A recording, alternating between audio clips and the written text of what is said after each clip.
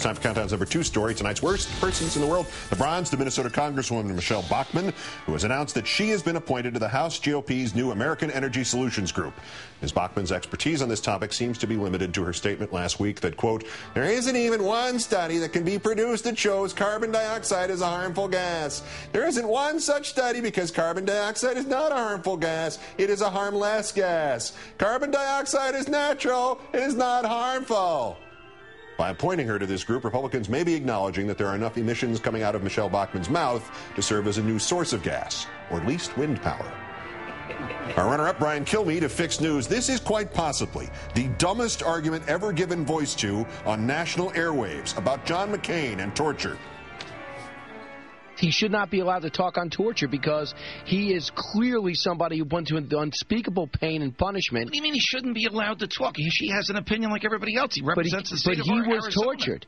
He was tortured. Therefore, his views on torture are irrelevant skewed. Because of what happened to him? Are skewed.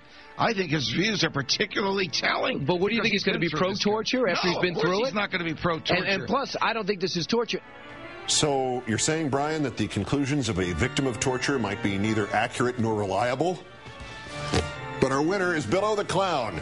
He showed this cartoon from the New York Times while saying, take a good look at this cartoon, which the New York Times printed yesterday. It shows the Statue of Liberty holding a whip ready to strike. Just look at this atrocity and tell me that newspaper is a fair media outlet.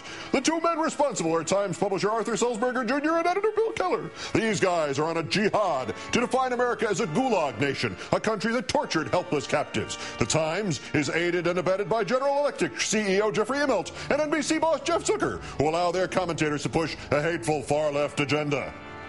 You know what, boyo? I never saw that cartoon in the Times. I didn't see it on NBC either because NBC didn't show it. I don't even think we ran it till just now. You know where I saw that hateful cartoon? I saw it on Fox News. Bill, why do you hate America? Billo then went on to explain, with the insistence of a paranoid schizophrenic in a psych ward, that this is an unpatriotic Keller, Sulzberger, Immelt, Zucker plot to marginalize the Republican Party through show trials. It was so bad Karl Rove had to reel him in. Karl Rove! And I don't say they're unpatriotic. They just have a different definition of what they want America to be. They're not unpatriotic.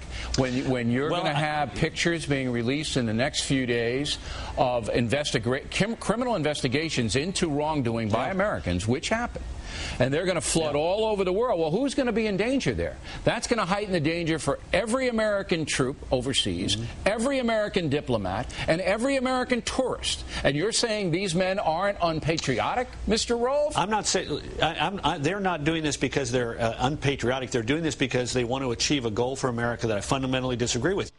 Mr. Rove, Mr. Murdoch, when Karl Rove has to talk your commentator down, either your commentator or his supervisors or you are out of control. Bill O'Reilly, today's worst person in the world.